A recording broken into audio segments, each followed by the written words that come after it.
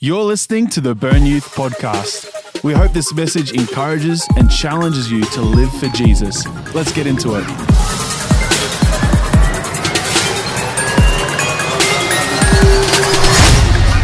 Whoa. How's everyone doing?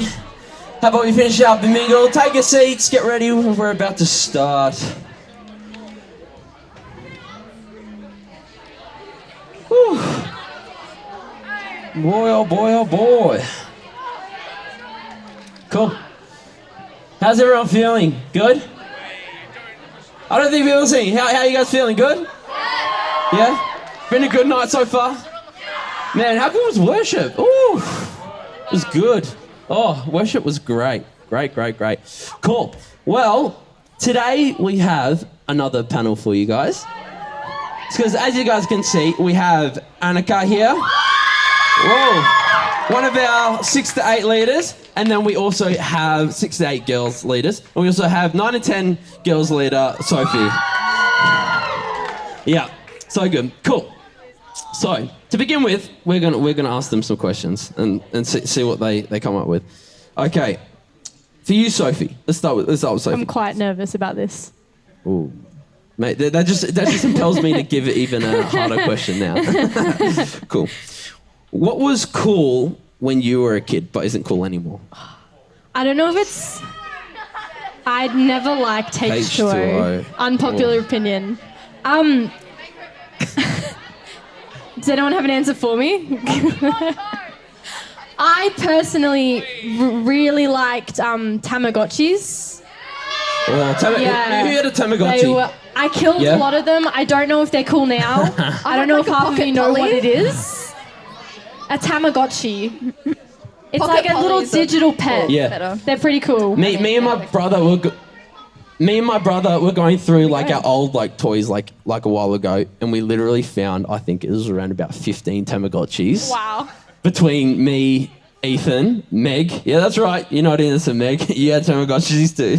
And Grace. But if you forget to feed it, doesn't it like die and you can never use it again? And you have to buy another one for like $40. You've got to like reset it or like take the battery out or press the little button in the back. Oh, there were hacks. There were tricks. Yeah, but that's how old it is. Like even Pastor Meg had one. Like that's crazy. Cool. Annika, this is your question. Ready? Oh, hello. What is the most annoying sound? And please make it. Make it? Yeah. Oh my goodness, one of those, something like that, or what is it? Probably like mumble rap, but I'm not going to do that. Can you? What's mumble rap? Mumble rap? Don't ask me. Then I'm going to have to. I genuinely don't know. I don't know. It's like like all the rap that's come out in the past few years that like you can't really understand what they're saying. Yeah, it's like yeah. It's like you know. Oh, that's a little bit more like mumble R&B. Yeah. Don't know if I like that one either. I tell you what, I'm just gonna say this because I feel like it. I have anxiety over this sound. It scares me so much. Like even us, like Tegan, like the ringing on the Apple iPhone alarm, the radar sound. It's my alarm that I used to wake up every morning. That but one? it actually gives me fear inside. What? Like it scares me. Different one? Oh, please don't. Please don't. Oh, no. Oh. Look, I'm going to be a mess for the rest of this. For my job, I have to set like 5 alarms because I have to wake up really early in the morning, and I make them increasingly more annoying. So the last alarm is like the like horrible abrupt sound. And the other morning I didn't wake up to the first 4, but lucky I set that last one because otherwise I probably wouldn't have gotten up and I would have missed my shift. So thank you, Apple, for variation. I think Sophie's got the alarm. I had to set an alarm. I don't know how to do it. No, but if you go to like the settings and you press the number. That's the one. It honestly scares me. Wait, was that me that made that noise? Or that was Jackson. That wasn't me, guys. But that's the reason I say it's my alarm, because it wakes me up. I have too many funny stories about alarms. That alarm's terrifying. Cool. Okay, so to begin with, currently our church is learning about the theme I am, which as you can hear, like I am is all about like who God is, right? Who he says he is. Like when I tell people I'm Batman, people just believe it instantly. Right? Cool. So, that's right. No, that's another story. We need to move on. I got too many stories. If you're interested in story times, come to one of us and we will have some pretty... I just told the children church kids that and they like lost their mind when I told them I was Batman and they were like so excited. They're asking where my cave was and if I drove the Batmobile. It was great. Cool, okay. One of the things Jesus said in the Bible was, I'm the vine, you are the branches, right? Cool, so I'm going to read a passage here, John 15, verse 1 to 8. So it goes, I am the true grapevine, and my Father is the gardener. He cuts off every branch of mine that doesn't produce fruit. He prunes the branches that do not bear fruit, so they will produce even more. You have already been pruned and purified by the message I have given you. Remain in me, and I will remain in you. For a branch cannot produce fruit if it is severed from the vine, and you cannot be fruitful unless you remain in me. Yes, I am the vine, you are the branches. Those who remain in me and I in them will produce much fruit. For apart from me, you can do nothing. Anyone who does not remain in me is thrown away like a useless branch and withers. Such branches are gathered into a pile to be burned. But if you remain in me and my word remain in you, you may ask for anything you want and it will be granted. When you produce much fruit, you are my true disciples. This brings great glory to my Father. Cool. So basically that verse, what it talks about is that we basically should stay connected to God, you know? So like when we are separated from God, we can't produce fruit or like, extreme blessing in our life unless we're like separated from God. And that's basically what we're going to be talking about is how we should stay connected to God. One of the keys in this was remain in me. So that's basically the key phrase that we're talking about in this panel. Cool. So I'm going to start with the first question. This is going to go towards Sophie here. So, Sophie, why is staying connected to Jesus so important? Right. I want to start with a question. Does anyone own a fruit tree? Yeah? That's actually a lot of hands. I was expecting like maybe one hand. Does that tree produce fruit? Yes? No, Annika said a no, but that's okay. Everyone else said yes. What happens if you cut off a branch and just like left it on your pillow? Would that produce any fruit anymore? No, it's not in water, Atita. It has no water. It's got no water, no nutrients, right? No, I mean, I don't know what you're doing in your sleep. Water, would it produce fruit still? Anyway, I want to focus on verse 4 of what Joey said. He said, remain in me and I will remain in you. For a branch cannot produce fruit if it is severed from the vine, and you cannot be fruitful unless you remain in me. Right, if you're here on Sunday, last Sunday it was Mother's Day, I think that was last Sunday. But Trish came up and she explained to the church that if we don't remain in Jesus, we end up being like a dead branch, all withered and dried up. But if we remain in him, we bear fruit and have new growth, right?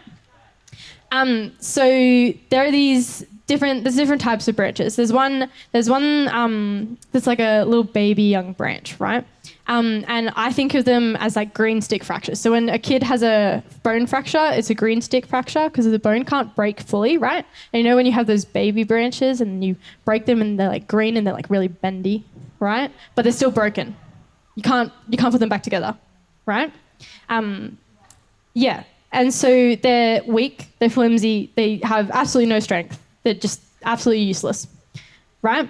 They can grow again, right? They're not fully grown. They can't grow properly ever again. Okay.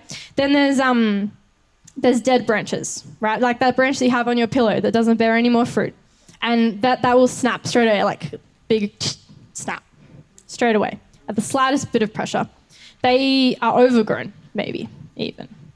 And then you've got some mature branches, right?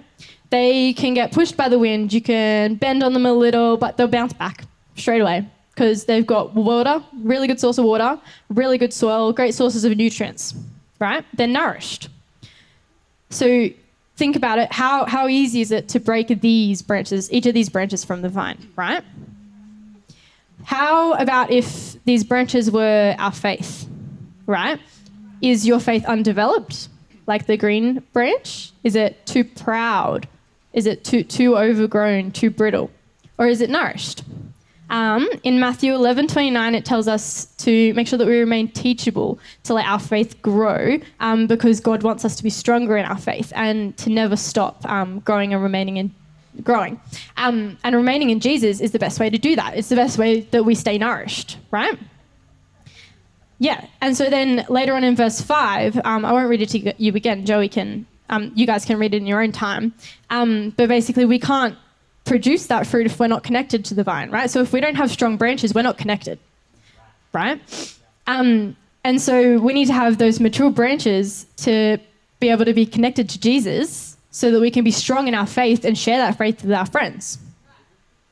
And then down further in verse 6, we want to make sure that we're remaining in this vine, in our faith with Jesus, because there's certain paths of destruction that I'll talk about a little bit later, actually, that can draw us away from God, even if we're not even aware of it. And we don't want to be turning away from God at school and then coming to youth and being like, oh, yeah, Jesus, I love you, right? Because that's not remaining in God all the time. That's just remaining in God at youth. Yeah. Yeah, that's the end. Yeah, cool. Yeah, absolutely. That was awesome. That one. Yeah. So staying connected to Jesus is so important because, when we're not, there's so much destruction that can come from that, right? And not just that, like, God builds our faith. He gives us strength, basically, when we stay connected as well throughout that so we can reach friends and just those people in our community. Cool. So the next question I wanted to ask you, Sophie, again, was what are the common traps that cause people to disconnect from Jesus? Right. So I have a little story. So I like to think I have a green thumb, but I clearly don't.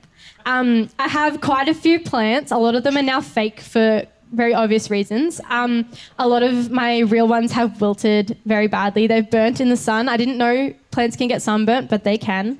I overwater them and some have even grown mold. Did not know that could happen either. The branches and leaves have all died. All of my plants are now fake for quite obvious reasons. So I was basically just ignoring my plants. I was leaving it in places it shouldn't be, burning in the sun. I was drowning the plants. There was things I was doing because I was careless with my plants. I didn't have enough time to properly care for my plants either. But what I should have been doing is I should have been watering it correctly. I should have been taking care of its soil, making sure it was not soil that I just picked up in the backyard, because that's what I did. Making sure it doesn't get too much sun and cutting off the dead branches, right? Pruning these plants, because dead branches, little do you know, they can, if they stay on the plant, they make the plant look a bit ugly because they're not green. It's a bit gross. But two, they can actually kill the plant, which I did not know. If you leave dead branches on a plant, it kills the plant, right? Now, things that we do against God, one, can be ugly. They can look ugly to your friends, to your youth friends, to your school friends, everything like that. And two, it can harm your faith really badly. So in life, these branches could be a friend that could be being a bit mean to you, that you're like, oh, so annoying. Or you could be swearing often, sometimes on purpose. You could be going, oh yeah, that's a word that I'm going to keep in my vocabulary. Could be a crush that you're prioritizing talking to in the morning instead of reading your Bible. Ooh. It could be a party that you go to instead of being at youth on a Friday night, right? But I want to tell you right now that our dead branches cannot produce good fruit, right? Those are our dead branches. We need to cut them out, yeah? I want you to think really quickly right now, what could be one thing that is distracting you from God and taking priority over God in your life, right? How can you overcome that distraction? Now, maybe some of these branches might not be obvious for you guys. Some of them might be, you might be like, Sophie, no, look, I come to church every Sunday. I come to youth every Friday. That's not me. You're not talking to me. But I am, because there's some things that you might not be doing deliberately, that could be taking you away. They could be dead branches that you don't know about yet, right? You might have a job that you don't tell them that you have youth on a Friday, so every once in a while they'll roster you on. And you're like, oh, that's fine, it's just once. But it's like, well, where would you rather be? Would you rather be at work or would you rather be at youth, right?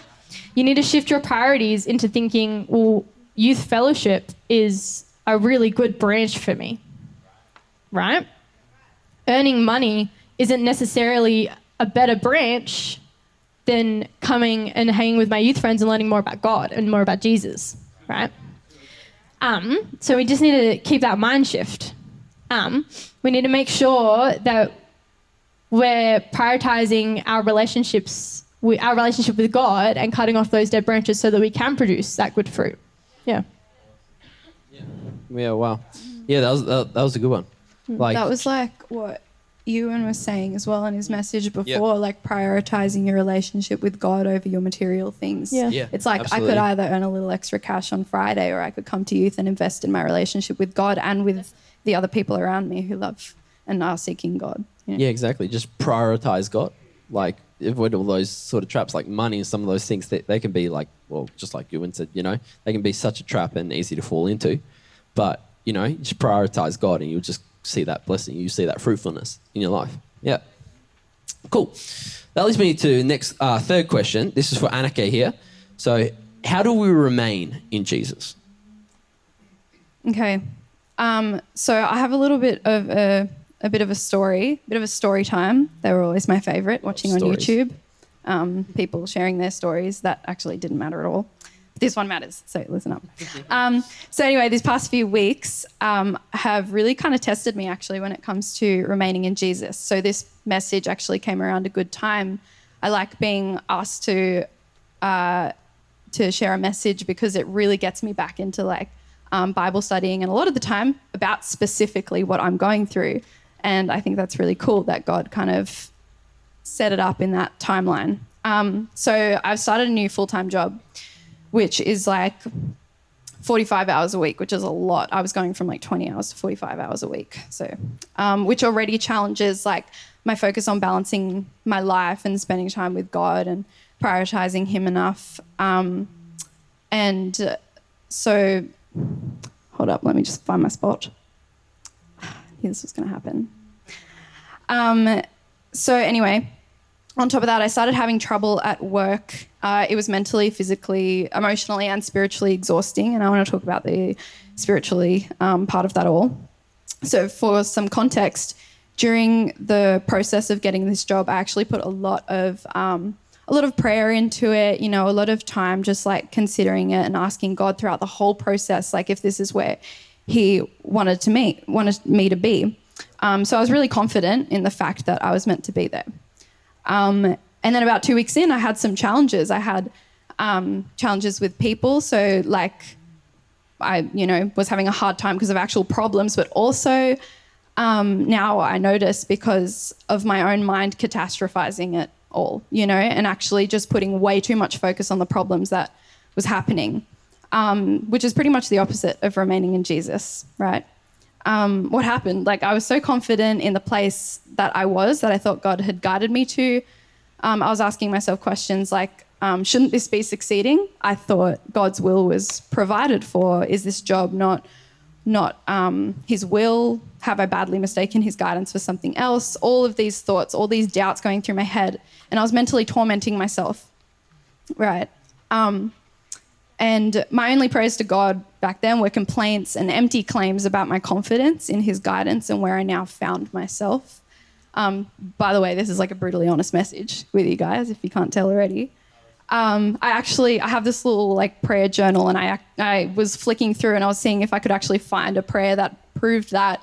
And I found one that was literally like, God, I'm so confident in where you put me and like in this job and everything, but also it's awful. I hate it. I want to leave, like, you know? And so I was like, Annika, what are you doing? Anyway, in James, which is like my favorite book of the Bible right now that I'm reading a lot, he talks about the heart of the one who doubts being like a wave tossed and thrown by the wind.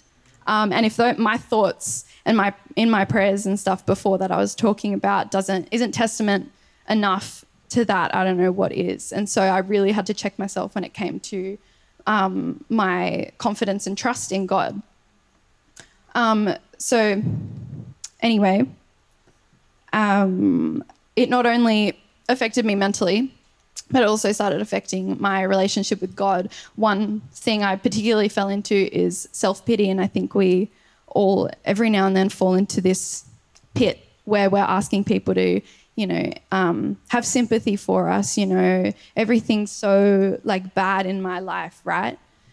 And anyway, so I got myself into a little pit of self-pity, and it's a horrible place to be, and it's really hard to get out of. And it's the opposite of drawing near to Jesus. And, God's word tells us to rejoice, right? The fruit of the Holy Spirit within us is joy and all the other things.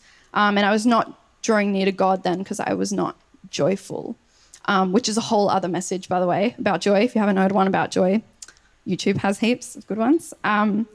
But anyway, if you know what it's like to be in the pit of self-pity, you also know that you want to pull other people into it. You want to seek validation from other people, that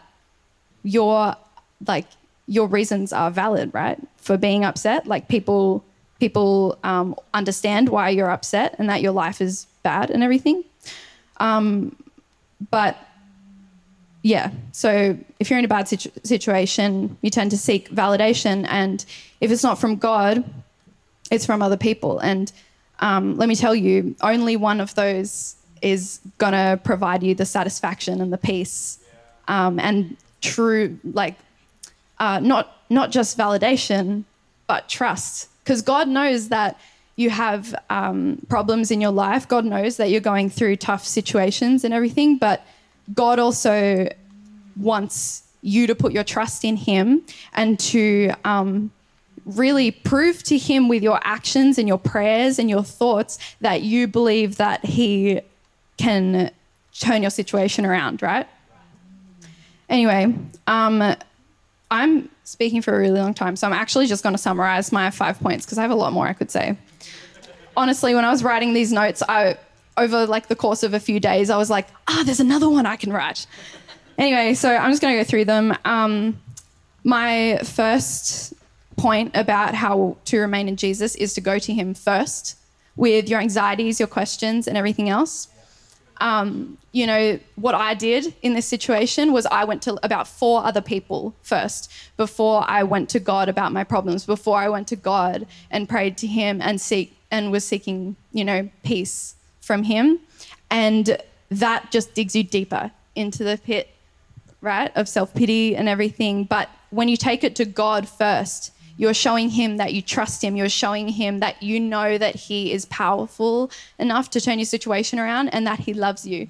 One of my, so I was, doing a little bit of reflection as well, and I realized that there are 2 really important things to realize about Jesus is that he's promised that, God works for the good of those who love him. I love him. And he is also just the most powerful being ever. And so if you think about who you have on your side, the God of the universe, the one who created you, then your situation can turn around no matter what it is. My second point is to learn who he is. Teach yourself who he is. Don't just depend on other people to tell you and keep it up here in your head, but actually read about him. Feed yourself. You have your Bible, you have, all these resources, and learn who he is when it comes to, in this theme that we're doing at the moment, I Am. What a perfect time to learn who, Jesus is. And you know what? It'll be easier to put your trust in someone you know. Would you trust a random off the street that you've only heard about? Or when do you trust them? You get to know them, and then you start opening up and you start telling them things and going to them first. Within that, also asking for healing, revelation, and wisdom about who he is. A lot of the time, hurt in our lives can affect the way that we see God and who he is. and it can taint our view of him and knowing his love for us. You know, it will, a lot of the time we'll have bad experiences in our life that convince us that God's not as close as he really is, and he is, and he's knocking on your heart and he wants you.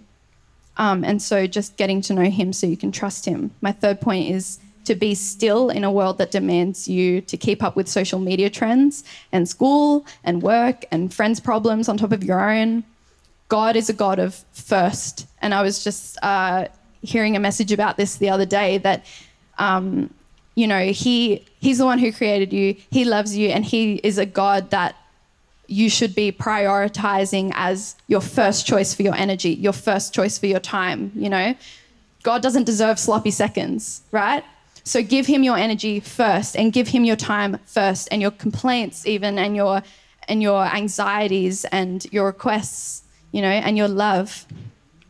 And seek God's joy, because joy is a massive, massive part of it all, which is, like I said before, a whole other message in itself.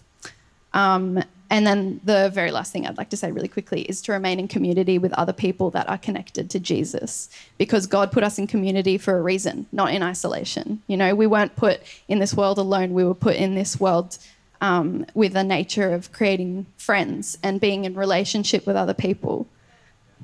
Yeah. Yeah, absolutely. That was cool. Yeah. Yeah, Ken, give it a go.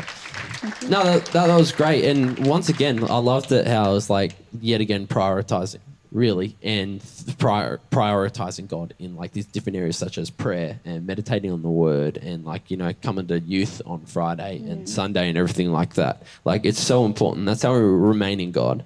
Now, even when we're trying to work to remain in God, you're probably wondering sometimes, we're like, oh, okay, what is this fruit in remaining in God? Like, what does it do for me?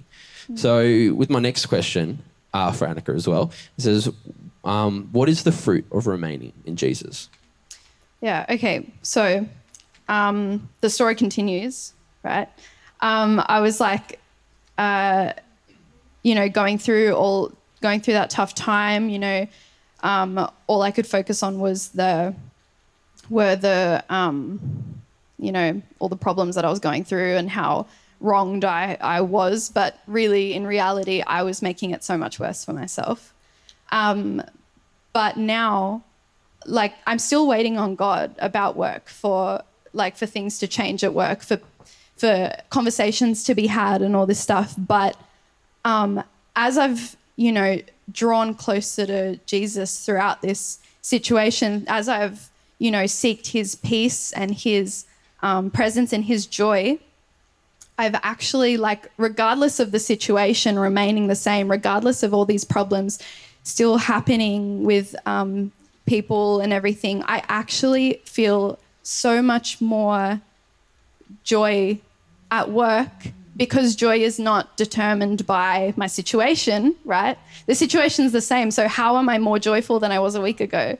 It's because drawing near to God is drawing near to his Spirit, and what's one of the fruits of the Spirit is joy, right?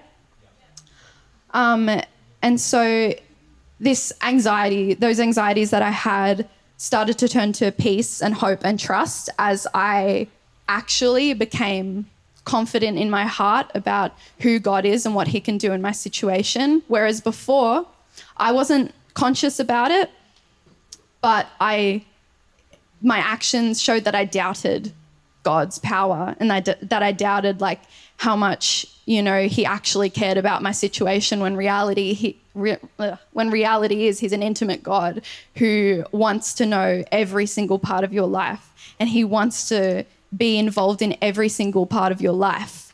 He doesn't want to just be involved on Sunday. He doesn't want to just be involved on Friday, but throughout the whole week and every second of the day. And so even making it, you know, a thing to remain in conversation with him throughout your days. So at work now, that's what I'm doing. I'm looking for, rather than things to complain about to myself, I'm looking for things to be grateful about to God. And that's a choice. That's not a feeling. You don't feel grateful and then sing God your praises. You choose to sing God your praises because what you choose to focus on is what you start seeing more of. If you choose to focus on the things to complain about, you're going to find them.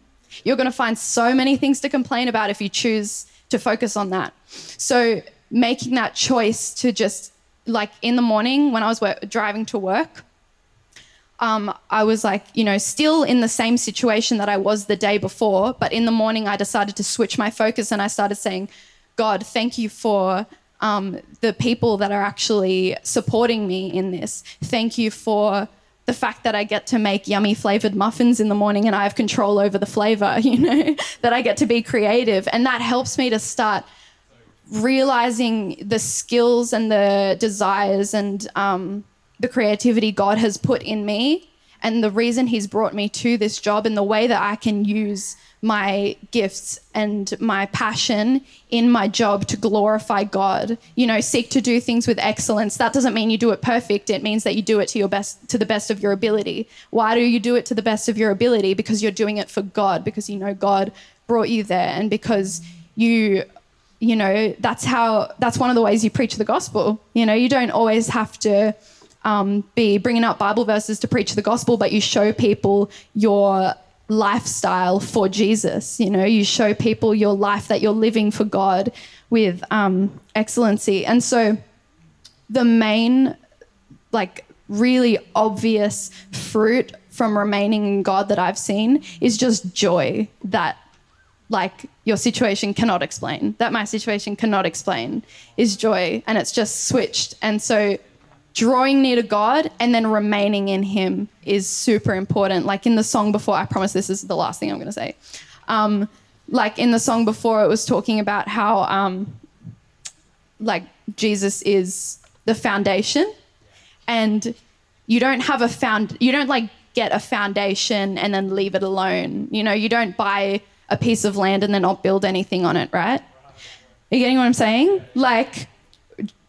Jesus is not just a salvation and then we wait for heaven and then we're there, Jesus is the foundation that you then build a God glorifying life on, So remain in him. Don't just draw near to him initially. Don't just ask for salvation, but remain in him, and that's when you'll see the fruit. That's when you'll see the joy. And that's when you'll see and you'll know Jesus. Yeah, that's awesome. Yeah, I love that. Yeah, we'll give a round of applause. Well, show my sheet. Yeah, I love that. Joy. I think there's so much that fruits that God that can bring us. I love the point of joy, even compassion. There's so many more in the Bible. You got your fruits of the Spirit. There's so much that God can bring. Just wanted to say thank you to Sophie and Annika. Just give a big round of applause to both of them. Loved everything they've had. There's so much wisdom in there. Hopefully you guys feel, compelled in a way to really, sort of action that as well with everything, with why it's so important to stay connected to God and, sort of think of and take note of what, can be traps for that and to stop you from remaining in God and just help you guys to keep pushing forward to remain in him. Thanks for tuning in to the Burn Youth podcast. To stay in the loop, follow us on Instagram @BurnYouth. See you next time.